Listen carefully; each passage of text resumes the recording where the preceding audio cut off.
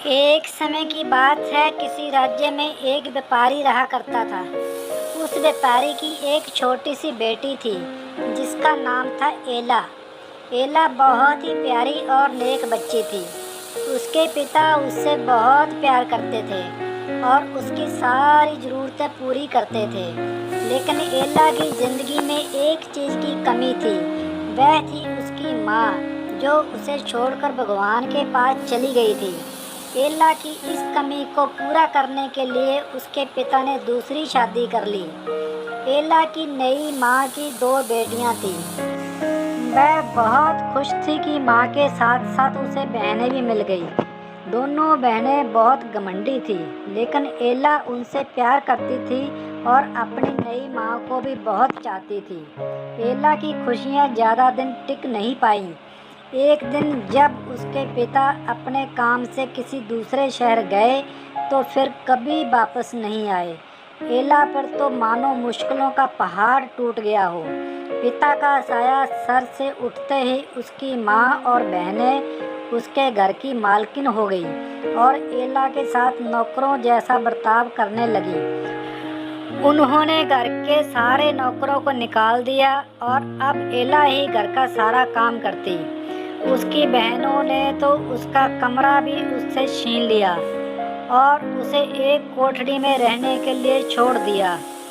एला अपनी बहनों के पुराने कपड़े और जूते पहनती, सारा दिन उनके काम करती।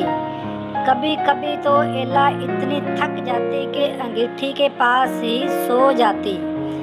अक्सर एला जब सुबह उठती तो अंगीठी की राख, जिसे सिंडर बोलते हैं, उस पर पड़ी होती।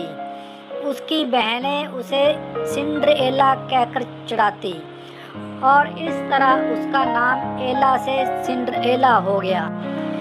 एक दिन राज्य में ऐलान हुआ कि महल में एक बहुत बड़ा आयोजन है और राज्य की सभी लड़कियों को बुलाया गया है ताकि राजकुमार अपनी पसंद की लड़की से शादी कर सके। राज्य की सारी लड़कियां बहुत खुश और उत्साहित थी। सिंड्रेला और उसकी बहनें भी अपनी किस्मत आजमाने को बेचैन थी।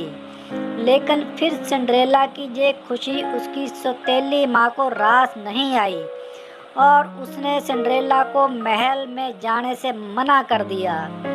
बेचारी सिंड्रेला दुखी मन से फिर अपने काम में लग गई और सोचती रही कि इस वक्त उसकी बहनें क्या कर रही होंगी और राजकुमार देखने में कैसा होगा। सिंड्रेला जब इन ख्यालों में खोई हुई थी तभी वहाँ एक जादूगरनी आई।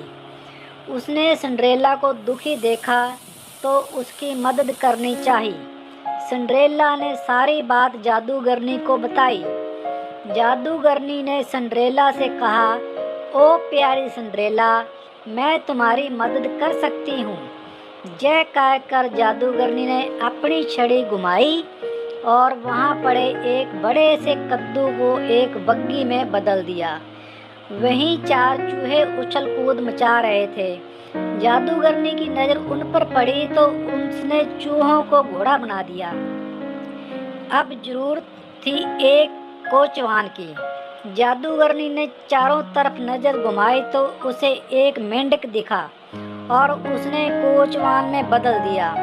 सिंड्रेला यह सब देख हैरान हो रही थी कि तभी जादूगरनी उसकी तरफ मुड़ी और अपनी जादू की छड़ी घुमा दी और पलक झपकते ही सिंड्रेला के मटमैले और फटे हुए कपड़े साफ और सुंदर हो गए।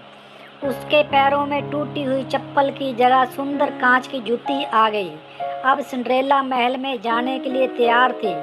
जादूगरनी ने सिंड्रेला को विदा करते हुए कहा, बेटी तू अपनी इच्छा पूरी कर ले, लेकिन याद रखना रात 12 बजते ही यह सारा जादू खत्म हो जाएगा। सिंड्रेला जब महल पहुंची तो सबकी नज़रें उसी को देखने लगी। वह बहुत ही सुंदर लग रही थी।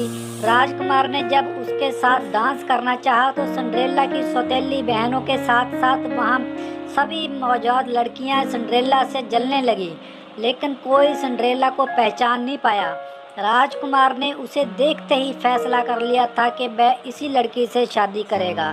सिंड्रेला भी राजकुमार की आंखों में ऐसी डूबी कि उसे जादू करने की बात याद ही नहीं रही। देखते ही देखते 12 बज गए।